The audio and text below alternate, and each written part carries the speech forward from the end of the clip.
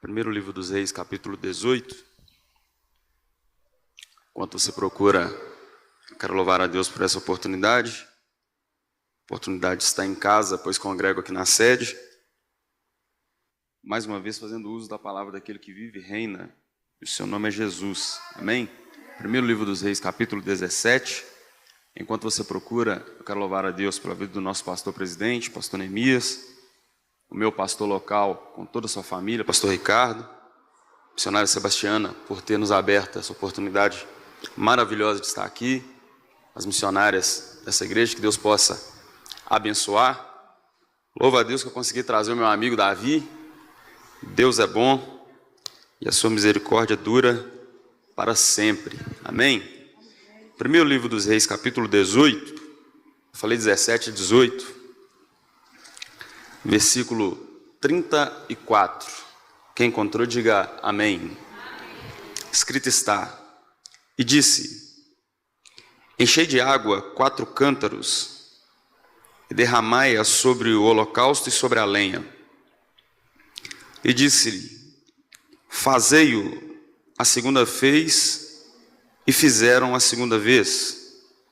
Disse ainda: Fazei a terceira vez, e fizeram a terceira vez, de maneira que a água corria ao redor do altar, até as valas ele encheu de água. Amém? Se assenta aí, glorificando a Jesus. Irmãos e irmãs, eu gosto muito do livro dos Reis de Israel,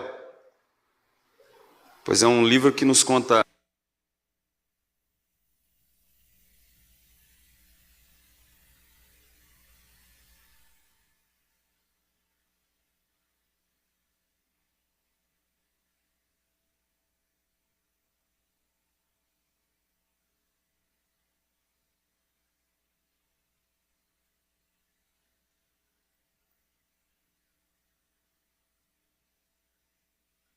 sobre Israel. Seu filho Salomão se assentou em seu lugar e no final da sua trajetória ele começou a fazer o que não era correto aos olhos do Senhor. Os anos vão se passar e Roboão, seu filho, vai herdar o trono em que ele estava sentado, e logo após isso acontecer, Roboão tem um pensamento ao contrário àquilo que Deus queria. Algumas pessoas vão concordar com ele e outras não. Jeroboão vai aparecer na história e com uma notícia contrária, uma fala contrária de Roboão. As tribos vão se dividir. 10 tribos vão para o norte, 2 tribos vão para o sul. As tribos do sul são conhecidas como as tribos de Judá e Benjamim. Essas tribos vão se tornar Israel com o passar do tempo, Jerusalém com o passar do tempo. E as 10 tribos que ficam no norte, elas vão ser totalmente destruídas. Por quê? Eles nunca mais vão ser o tipo de crente, o tipo de pessoa que anda com o Senhor, o seu Deus. Os anos vão se passar e um rei chamado Onri vai se assentar no trono de Israel. E quando ele se assenta, Israel vai entrar em um período catastrófico. Israel vai viver o pior período de sua vida, porque a história vai dizer que Onri foi o pior rei que Israel poderia ter. Aqueles que adoravam a Deus no passado já não adoram mais. Aqueles que caminhavam com Deus no passado já não caminham mais. E quando Onri vai se levantar do trono, porque a sua idade já é avançada, e ele vai ser levado dessa terra, quem é que tem que se assentar em seu lugar? Acabe, o seu filho. E o texto vai dizer que assim como Onri foi o pior rei que Israel já teve, Acabe conseguiu ser pior do que o próprio pai que ele tinha. Então, se o cenário já era ruim, quando Acabe se assenta, fica pior do que já era. Se o cenário era ruim, quando Acabe se assentou, as coisas começaram a ir para um buraco sem fundo e sem fim.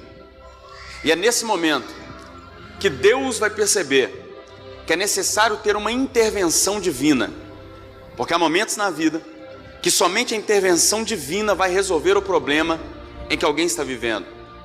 E o cenário em que eles estão vivendo vai fazer com que Deus tenha que tomar uma posição. E quando Deus vai tomar uma posição, Deus vai procurar alguém para levantar. E quando Deus procura nos melhores lugares, Ele não vai achar ninguém. E é nesse momento que Deus vai olhar para uma cidade chamada Tisbé ou Tisbe. E quando Ele olha para essa cidade, dentro dela tem um profeta que ninguém havia visto. Que a história não sabe quem é o seu pai e muito menos a sua mãe. Que a história vai dizer que naquela cidade chamada Tisbe não existia um parque de diversão para que uma família pudesse levar os seus filhos. Não existia um campo de futebol para aqueles que são amantes desse esporte pudessem ir assistir o seu time. Lá não existia nada que chamava a atenção do homem. Mas ali existia um profeta. E esse profeta que está em um lugar que ninguém quer visitar, esse profeta que está em um local em que ninguém quer ir, ele tem uma vida consagrada ao Senhor. E tendo essa vida consagrada ao Senhor, ele ora, ele se consagra, ele vigia, ele caminha pelos caminhos que o Senhor necessita. E nesse momento Deus aponta o dedo para ele dizendo: é esse que eu vou levantar. E perceba, por que é que Deus vai levantar esse homem? Porque Deus tem que tirar Acabe do poder.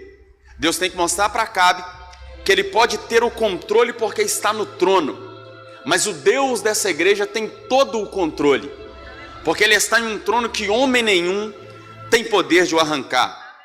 Esse Acabe é alguém que ele tem um pensamento de proteger Israel. E como é que ele quer fazer isso? Fazendo alianças com exércitos. É nesse momento, gente, que ele olha para o povo chamado povo dos Sidônios. E qual era a cultura desse povo? Eles adoravam a Baal. E para eles quem era Baal? Baal era um deus que era casado por eles com uma deusa chamada Aserá. E o que era o pensamento desse povo? Quando Baal e Aserá têm a sua coabitação, quando eles se encontram, entram no seu leito e têm a sua relação sexual, o sêmen de Baal cai na terra. E quando o sêmen de Baal cai na terra, as árvores começam a nascer, as flores começam a brotar, os frutos começam a aparecer na árvore, porque é Baal que faz a terra germinar, é Baal que faz as flores nascerem, é Baal que faz as árvores brotarem. E é isso que os sidônios têm em sua mente. Quando eles têm esse pensamento, Acabe olha para eles dizendo: esse povo é muito forte, esse povo é muito grande, então eu irei até o povo dos sidônios, conversarei com o seu rei que se chama Etbaal e farei para ele uma proposta. Que proposta é essa? Nós, que outrora éramos o povo de Deus, queremos agora ter aliança com um Deus chamado Baal. Nós, que outrora caminhávamos na presença do Senhor, agora estaremos com aliança com o seu povo. Quando Etbaal escuta isso, ele olha para Acabe dizendo: é uma boa proposta, porque a partir de agora os meus 5 exércitos protegerão o seu exército. E se houver alguma guerra contra os meus exércitos, eu convocarei o seu exército para estar comigo. Acabe e Etbaal pegam em suas mãos, e a aliança que não era para ser feita está feita. A caminhada que não era para ter esses homens juntos agora tem. As pessoas que não eram para conversar e manter distância uma das outras, agora estão andando lado a lado, e da maneira em que Deus não permitia, Deus não queria. Só que Acabe começa a perceber que ele pode melhorar aquela aliança. E como é que ele percebe isso? Ele vê que a filha de Etbaal está solteira, e agora ele já não quer mais uma aliança política, agora ele quer uma aliança sentimental. E ele olha para ela dizendo: eu quero me casar com você. Etbaal, pai da moça, aprova aquela comunhão. E qual é o nome dela, gente? Jezabel. E quando ele se casa com Jezabel, ao invés dele ir viver no templo dos Sidônios, na casa dos Sidônios, ele pega agora a sua esposa e leva para Israel. Só que aquele que casou-se por uma jogada política, uma jogada sentimental, ele agora começa a se apaixonar de verdade por aquela mulher.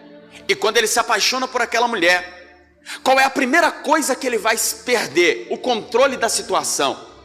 Porque Jezabel entra em Israel, e a primeira coisa que ela faz é arrancar o altar de Deus de dentro daquele lugar.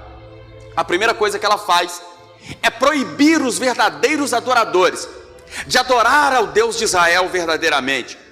E além de proibir, ela lança um decreto. Que decreto é esse? Aquele que adorar a Deus de Israel aqui morre.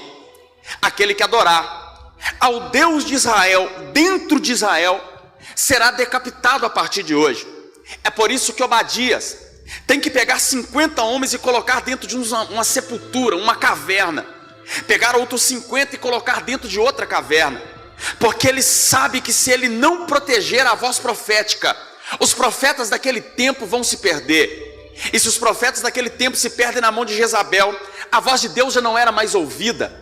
E nos tempos que nós estamos vivendo hoje, nós precisamos muito de Obadias para proteger os verdadeiros profetas. Porque hoje em dia é fácil ser profeta. É só ter alguns seguidores no Instagram, é só ter alguns seguidores no Facebook, fazer a conhecida live. E no momento da live, o que os profetas de hoje fazem? Eles chamam as pessoas para participar daquele evento. Quando as pessoas chegam naquele evento, eles já sabem que as pessoas necessitam de alguma coisa. E sabendo que elas necessitam de alguma coisa, eles profetizam em cima do que elas precisam. E após profetizar sobre o que elas precisam, eles chamam essa pessoa para participar virtualmente da live. É o profeta na live em cima e a pessoa que necessita de alguma coisa na live embaixo.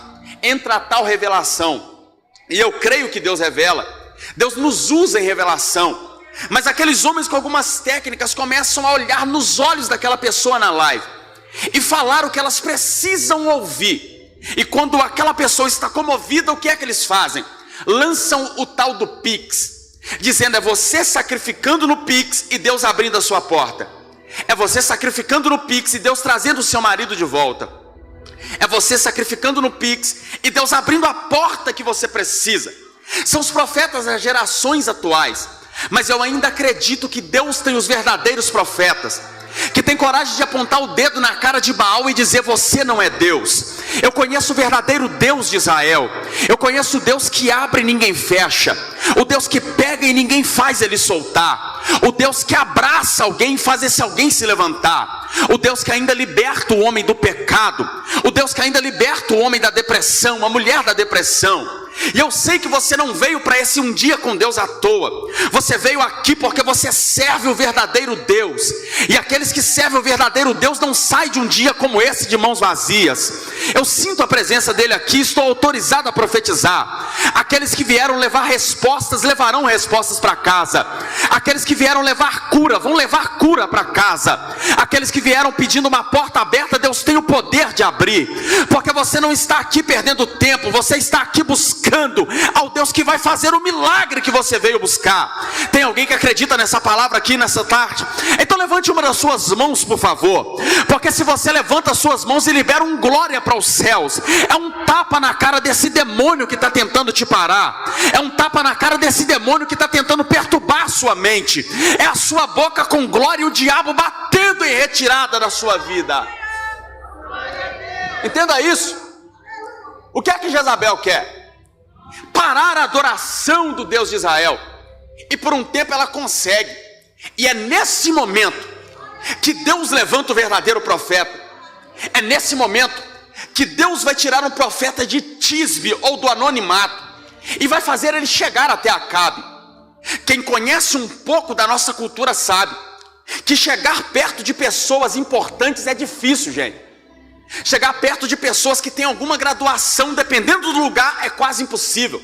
Você tem que passar por uma assessoria, tem que passar por algumas pessoas. Só que aqui no texto, a Bíblia vai dizer que quando Elias sai de Tisbe, ele chega até o rei Acabe. Era como se Deus estivesse dizendo para ele: fica tranquilo, porque eu estou te enviando, mas já preparei o caminho para você passar. Oh glória! Deus está dando direção para alguém, mas Ele está dizendo: se eu disse para ir, pode ir, porque eu já preparei o caminho. E se nesse caminho tiver sofrimento, suporta, porque eu preparei esse sofrimento. Se nesse caminho tiver dor, suporta, porque eu já preparei essa dor. Mas lá na frente você verá que valeu a pena, porque eu estou no controle dessa caminhada, profeta. Lá vai Elias, para falar com quem? Acabe. Quando ele chega na frente de Acabe, olha como o cara era macho, gente. Ele olha para o rei Acabe dizendo: eu sei que tu está com muitos soldados aí, o seu exército é grande, a sua aliança com Sidônios está aí, mas segundo a minha palavra, não chove e não cai orvalho em Israel a partir de agora. Sabe o que ele estava dizendo? Vocês estão dizendo por aí que Acabe é Deus, só que como eu conheço o verdadeiro Deus, eu nem vou chamar ele para a briga, eu mesmo vou tirar Baal do trono. Segundo a minha palavra, Baal não faz chover e nem cair orvalho. Eu imagino como é que esse profeta sai da presença do rei, gente. Imagine aquele povo olhando para aquele homem que apareceu do nada, que saiu do anonimato. Eles olham dizendo: quem é esse cara para achar que pode profetizar assim sobre nós? Quem é esse cara para achar que Baal não vai fazer chover? Baal vai envergonhar ele a tal ponto que ele nunca mais vai pisar em Israel. Aí agora o ser espiritual começa a se movimentar. E se existe no céu algum anjo que tem a obrigação de abrir as comportas e fazer chover, eu imagino ele se apresentando perante Deus depois da palavra de Elias. E quando ele se apresenta perante Deus, ele olha para Deus dizendo: Deus, será que eu posso fazer chover hoje?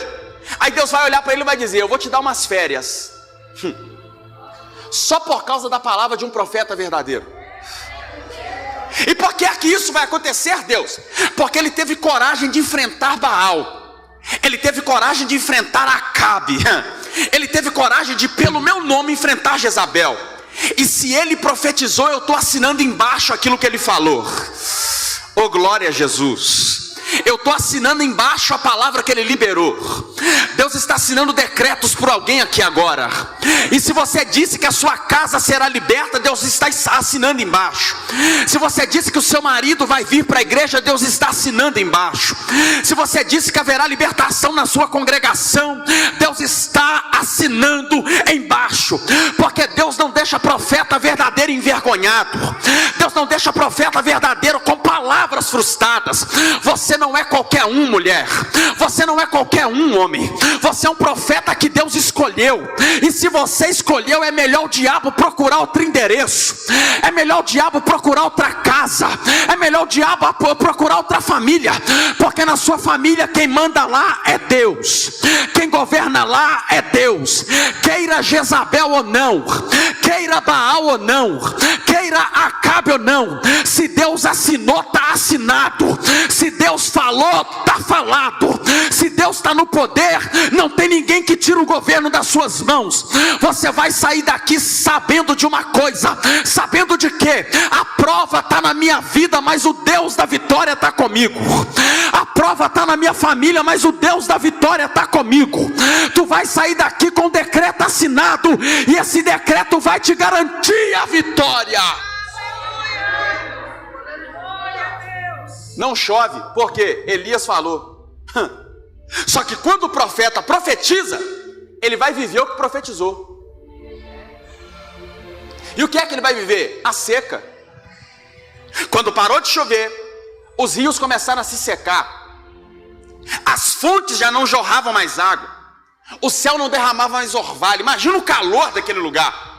Aí Deus olhou para ele dizendo: ó profeta, já que você profetizou e eu cumpri, fica tranquilo, porque no meio dessa sequidão eu vou cuidar de você. Vá para a beira de um rio, e esse rio se chama Querite. E a palavra Querite, etimologicamente falando, ou na tradução original, quer dizer lugar de cortar. Era Deus dizendo para ele: no momento dessa seca, no momento dessa luta, no momento dessa dificuldade, dessa escassez, eu vou te colocar num lugar que eu vou te deixar da maneira que eu quero, do tamanho que eu quero. É por isso que a gente sofre, é o Querite de Deus. É por isso que a gente passa por luta, é o Querite de Deus. Porque nesse Querite dói, Deus tira quem tem que tirar. Nesse Querite Deus afasta quem tem que afastar. Nesse Querite, gente que você orou por muito tempo, hoje nem olha para você mais. Nesse Querite, gente que ia na sua casa te pedir ajuda, te abandonou. Nesse Querite, gente que batia no seu ombro dizendo: você é o cara, você é a mulher. Hoje fala mal de você por todo lugar que passa e você fica sabendo.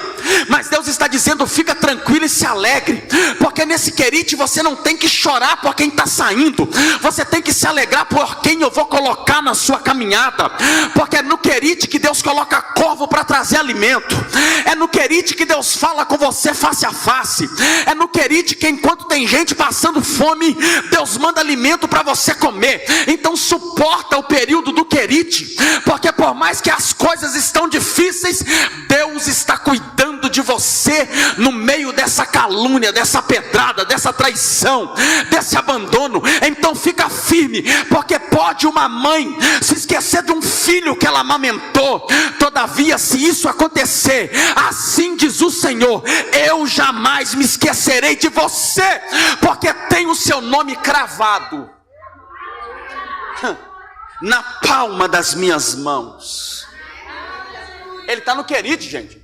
E o historiador Flávio Josefo vai dizer que os corvos traziam pão pela manhã e pela tarde. E segundo Flávio Josefo, os corvos iam dentro do palácio de Acabe, pegavam pão da mesa de Acabe e entregavam para o profeta na beira do Querite. Entendeu não? Eu vou dizer de novo. O rei estava colocando pão na mesa, os corvos vinham e pegavam pão da mesa de Acabe, segundo os historiadores, e após pegarem pão e carne da mesa de Acabe, eles levavam para Elias aonde ele estava, no lugar do processo que Deus estava tendo com ele, no lugar da luta em que ele estava vivendo.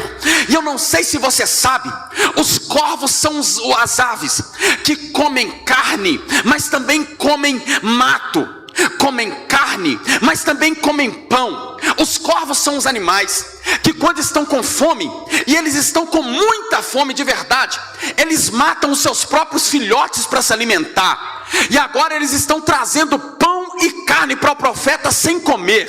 É Deus dizendo: fica tranquilo, porque aquilo que eu tenho para você, tem gente que vai ter vontade de devorar, mas eu vou fechar a boca, e aquilo que é seu vai chegar na sua mão, aquilo que é seu vai chegar no seu endereço. Profeta de verdade não fica correndo atrás de bênção, profeta de verdade não fica correndo de igreja em igreja para ver onde é que Deus vai revelar alguma coisa. Se você é profeta, fica tranquilo, Deus sabe o seu endereço, sabe onde te acha, e daqui a pouco tem alguma coisa chegando para você, porque Deus vai enviar, meu irmão. Ele está tranquilo no lugar do sofrimento. E o que é que está acontecendo? Pão e carne chegando da mesa do rei. Oh, glória a Jesus. Tem alimento chegando de onde? Da mesa do rei. No momento da crise, no momento da prova, no momento da luta. Por que é que você não parou ainda? Porque da mesa do rei está saindo alimento para te sustentar. Por que é que você não parou ainda? Porque da casa do rei está saindo o sustento que você precisa. Oh, glória a Jesus. Quando o período do rio começa a secar, quando a seca chega no rio, Deus olha para Elias dizendo: você não vai morrer, já preparei um lugar para você ir, e nesse lugar você será sustentado. Eu imagino Elias olhando e dizendo: Deus vai me colocar no melhor lugar possível, Deus vai me colocar na beira de uma casa de um empresário grande que vai me dar tudo enquanto eu estiver deitado na cama. Só que Deus dá a direção para o profeta, e quando o profeta recebe a direção, para onde é? Sarepta.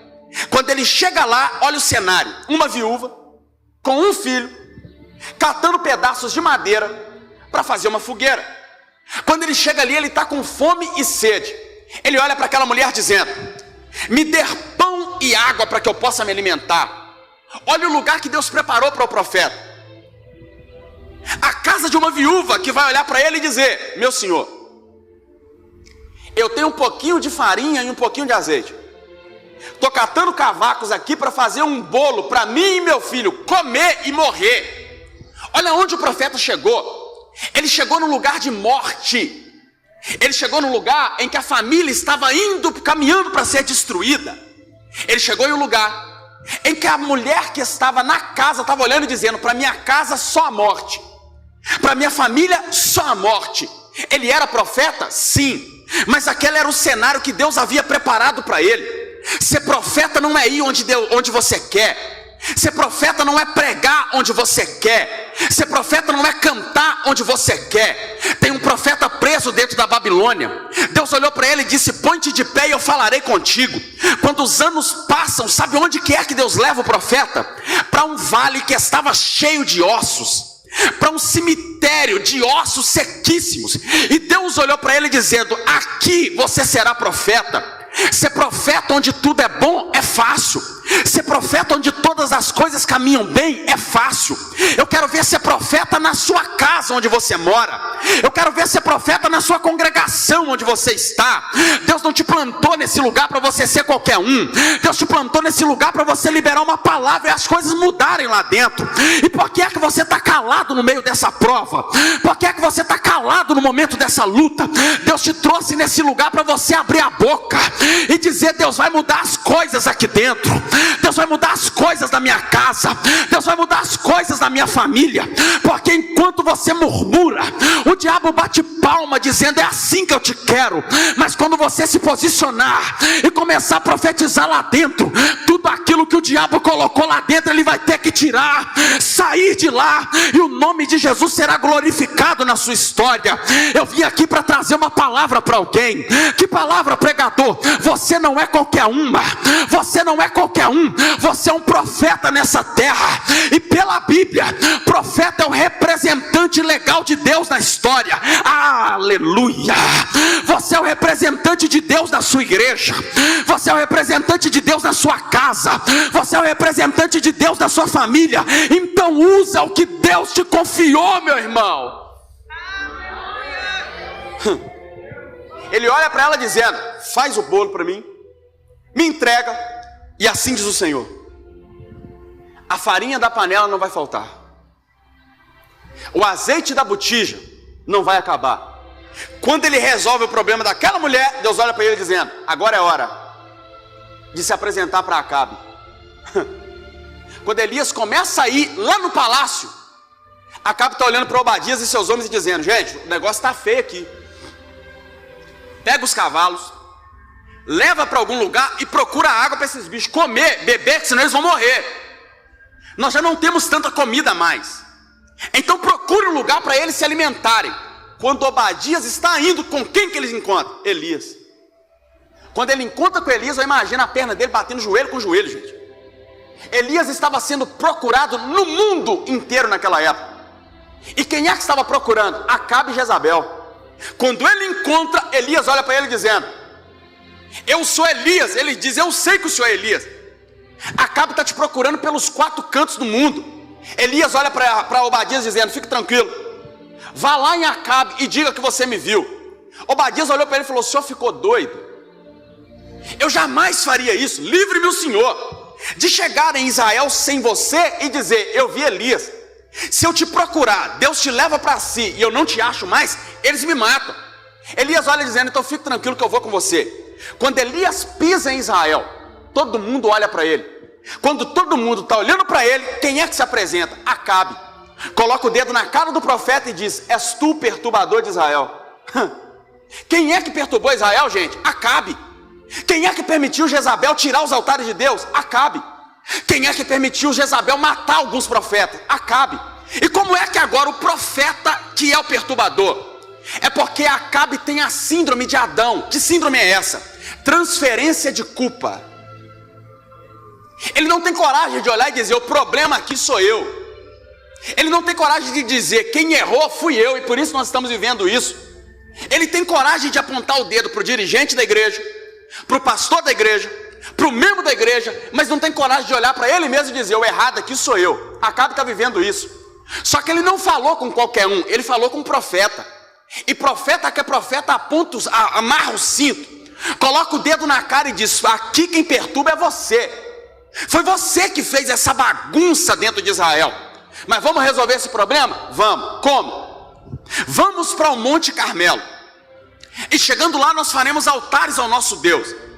E o Deus que responder com fogo, verdadeiramente, esse é o Deus verdadeiro.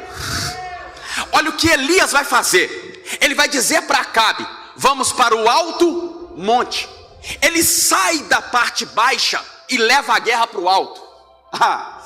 Ele sai do nível terreno e leva para um nível mais alto, porque ele sabe que o inimigo do povo é assim. Se o inimigo não consegue te vencer no nível dele, ele vai querer que você desça o seu nível. Ele vai querer que você se rebaixe o nível que você tem. Quando eles chegam naquele monte, Elias olha dizendo: quantos homens tem aqui? Ele passa o olho, gente. Eram 850 profetas de Baal e Aserá. Baal tinha 450 profetas e Aserá 400. Quando ele olha para aquele povo, era um exército de 850 homens, olhando para ele dizendo: se o seu Deus não responder, você está perdido, cara. Se o seu Deus não responder, não tem para onde você correr. Elias, que era profeta e conhece o Deus que serve, olhou para aqueles homens dizendo: podem ir vocês primeiro, façam o altar que vocês têm que fazer, escolha o cordeiro para o sacrifício e faça do jeito que vocês querem. E há uma grande diferença aqui. Por quê? Eu fui estudar, Davi, como é o altar de Baal. E sabe como é que eles faziam o altar de Baal? Eles começavam a cavar a terra, porque o altar para Baal não era para cima, o altar para Baal era para baixo. Então eles queriam que Deus respondesse, mas começando enterrando algumas coisas, começando enterrando o altar. E Deus não responde quem esconde altar. Deus não responde quem abandona altar. Deus não responde quem enterra altar. E Baal está observando o que está acontecendo. Elias está do lado vendo. E o que é que os profetas de Baal começam a fazer? Gritar, gente, pela manhã, dizendo: Baal, responde. Baal, nos responde.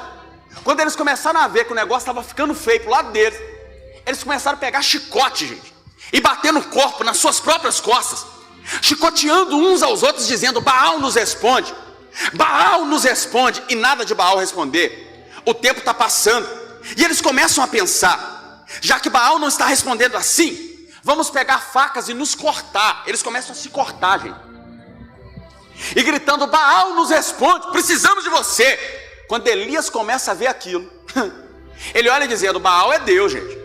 Ele deve estar atendendo outra pessoa lá do outro lado do mundo. Grita mais alto. Eles começam a gritar: Baal responde, Baal responde. Elias começa a dizer: gente, Baal é Deus, ele deve estar ocupado demais. Já que o tempo está passando, vamos nos reunir agora.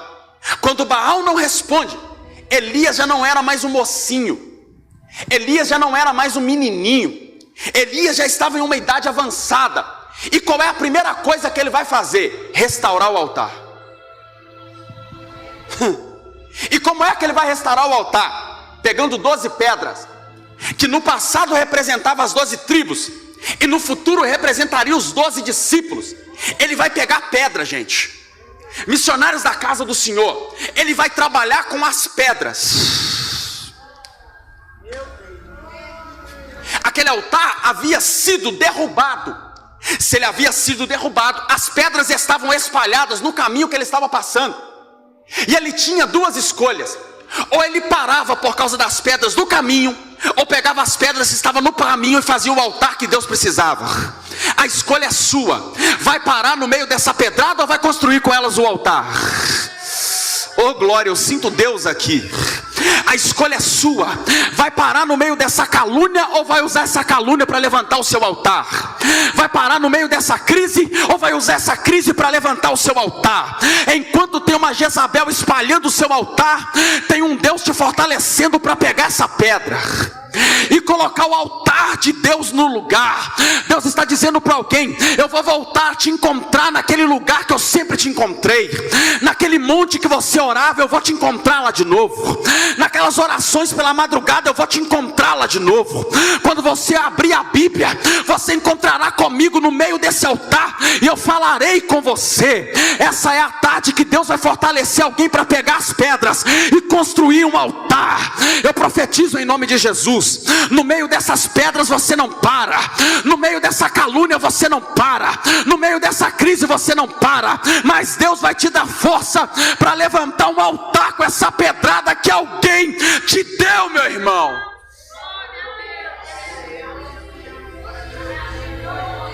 ele pega as pedras e constrói um altar. Põe a primeira pedra. Ele pega a outra pedra e não coloca longe, ele coloca colado uma na outra. Porque Deus não responde altar partido.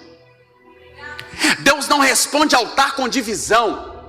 Deus não responde altar de gente que ora na igreja e fala mal do irmão lá fora. Deus não responde altar de gente que é crente aqui dentro, mas quando tem uma rodinha de fofoca, ele se assenta nela. Quer que Deus responda o seu altar? Tenha unidade. As pedras estão juntas e Deus vai responder o altar. Só que antes de ele colocar o sacrifício no altar, o que é que ele faz? Pega lenha. E quando ele pega a lenha, ele coloca no altar, sobre o altar, por cima do altar. E depois de colocar a lenha no altar, ele coloca o sacrifício. E quando você estuda sobre a lenha, uma das tipologias da lenha na Bíblia é oração. Então no altar de Elias tem pedra, tem oração e sacrifício. E a lenha no altar fala muito comigo, porque você lembra de Isaac? Quando Isaac está subindo o monte com seu pai, o seu pai pega a lenha e coloca nas suas mãos. Isaac está subindo o monte com lenha, e a lenha simboliza a oração. Então do lado do pai tem alguém que ora, e enquanto ele está subindo com a oração para o lugar do sacrifício, ele chega perto do altar. Para quê? Morrer. É o pior momento da vida de Isaac, é o pior momento que ele já viveu. Só que antes de ele ser deitado nas costas da pedra, o pai coloca a lenha sobre o altar, e aquilo que ele carregou pelo caminho é o que está prendendo ele no altar agora. Oh, glória a Jesus. Você não está aqui porque você é bom demais. Você não está aqui porque seu padrinho é muito forte. Você está aqui porque um dia você foi carregador de lenha. Quando você estava forte, você orava pedindo: Deus, não me deixa desistir, Deus, não me deixa parar. E no momento dessa crise, dessa luta, dessa prova, a oração que você fez há anos atrás não te deixa sair do altar, não te deixa abrir mão do altar. Caluniado, mas está no altar. Passando pelo vale, mas está no altar. Foi abandonado e abandonada, mas está no altar. Isso é a resposta da lenha que você um dia carregou. E Deus está te dizendo: eu te vejo amarrado no altar, mas não te vejo solto lá fora. Antes de colocá-lo no altar, o pai coloca a lenha. Elias coloca a lenha, o sacrifício sobre a lenha. E o pensamento de Elias é impossível Deus não responder altar que tem lenha e sacrifício. Então, para isso acontecer, eu vou dificultar as coisas. Aí ele dá um grito, gente. Que grito ele deu? Peguem cântaros e tragam água. Isso aqui é loucura, gente. Olha o que Elias vai dizer: peguem cântaros e tragam água. Só que ele estava sendo procurado pelo mundo inteiro pela falta de água. Aí ele olha dizendo: pega o que está faltando para vocês e traga para o altar. Pega o que é escassez para vocês e tragam para o altar. Quando ele grita isso, a Bíblia nós lemos, está escrito assim: e vieram 4 cântaros pela primeira vez, e Elias disse: traga mais água. Vieram mais 4 cântaros na segunda vez, e ele disse: traga mais água. Vieram mais 4 cântaros na terceira vez, e a água que veio molhou o sacrifício, molhou a lenha, molhou o altar, e fez com que as valas que estavam ao redor do altar fossem cheias. E eu não sei se você sabe, mas um cântaro de água, ele suporta 12 litros, 800 ml. Cada cântaro suporta no máximo 12 litros, 800 ml de água. Só que no balançar do cântaro, um pouco dessa água cai no chão. E quando ela cai, possivelmente, naqueles cântaros tinha 12 litros e meio de água. Só que se eram 4 cântaros, na primeira vinda daqueles homens até o altar, era 50 litros de água. Na segunda, mais 50 litros de água. Na terceira, mais 50 litros de água. Era 150 litros de água no altar de Elias. E quando ele olha o altar todo molhado, o pensamento de quem trouxe água é: fogo não pega em água. Fogo não pega em água. E já que ele está pedindo água para o fogo pegar, Eu morro de sede por causa da minha água, mas não vejo o altar dele pegar fogo. Eu morro de sede, mas não vejo a promessa que ele fez se cumprir. Só que a água naquele tempo era usada para pelo menos 3 coisas das muitas que tem. A primeira, para alguém beber e matar a sua sede. A segunda, para alguém fazer comida e se alimentar. Para a terceira, para se banhar. Então quem trouxe água para o altar era alguém que estava abrindo mão de tomar banho com aquela água. Quem trouxe água para atrapalhar o altar de Elias era gente que estava abrindo mão de matar a sua própria sede, para ver o altar dele não pegar fogo. Gente que trouxe água para aquele altar era gente que estava abrindo mão de fazer comida com aquela água, só para ver a promessa de Deus na vida dele não se cumprir. Fique tranquilo, porque isso vai acontecer com você. Você vai ver muita gente que vai tentar trazer água para a promessa de Deus não se cumprir. Você vai ver muita gente que vai se levantar para a promessa de Deus não se realizar. Você verá muita gente que, se for para atrapalhar o que Deus tem na sua vida, eles pegam a água do reservatório, molham a sua promessa, molham a sua chamada, molham o seu nome, só para tentar atrapalhar aquilo que Deus tem para você. Mas eu não sei se você sabe, Elias fez uma oração, e a oração fez Deus abrir o céu, e o fogo desceu do céu. E quando o fogo desceu do céu, a Bíblia vai dizer que queimou o sacrifício, queimou as pedras do altar, queimou a lenha e secou a água. Deus está dizendo para alguém: para aqueles que oram, eu estou quebrando o impedimento aqui agora. Para aqueles que oram, eu estou quebrando o obstáculo aqui agora. Para aqueles que oram, eu estou quebrando a barreira aqui agora. Não há barreira que para a promessa daqueles que oram. Não há barreira que para o propósito daqueles que oram. Quem trouxe água para tentar atrapalhar a sua chamada vai ficar envergonhado no meio do caminho, porque há um fogo descendo do céu aqui agora. E Deus está dizendo: estou queimando barreira, queimando impedimento, quebrando toda cilada, quebrando toda obra de feitiço. Eu estou quebrando aqui agora. Eu estou quebrando aqui agora. Quem pode levantar uma das suas mãos, por favor? Porque você com as mãos estendidas e Deus derramando fogo no seu altar aqui agora. Você pode ter chegado nesse um dia com Deus com o altar apagado, mas Deus está acendendo a lenha agora. E aquilo que outrora era apenas brasa vai virar uma fogueira nesse ambiente. Glórias a Deus. Glórias a Deus. Você vai sair daqui com o seu altar pegando fogo. E quando aquele que te viu chorando olhar para você, vai olhar de novo dizendo: por que é que o sorriso está no seu rosto? Você vai olhar para ele e vai dizer: é porque eu fiquei o dia todo na igreja, levei lenha para o altar e Deus decidiu acender. Oh glória. Tu vai voltar a cantar, mas é com o altar aceso. Tu vai voltar a pregar, mas é com o altar aceso. Vai voltar a dirigir, mas é com o altar aceso, porque Deus está acendendo aqui agora. Deus está acendendo aqui agora.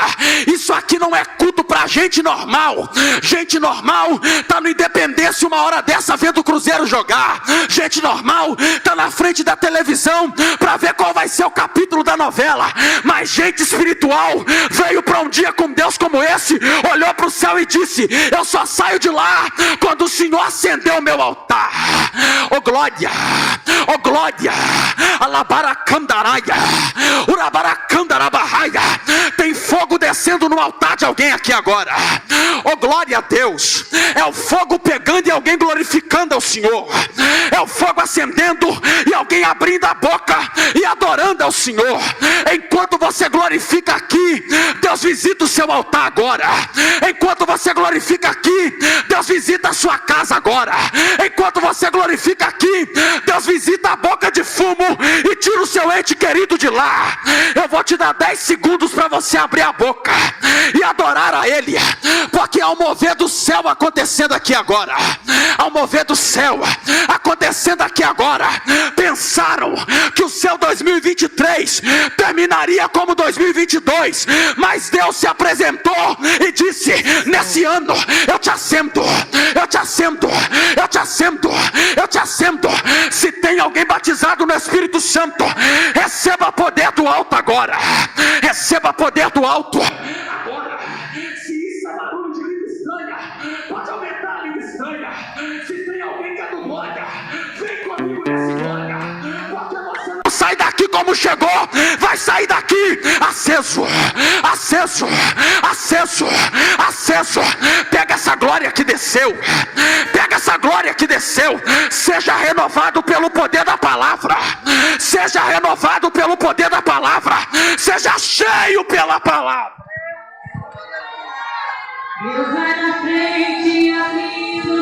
Fique de pé quem pode.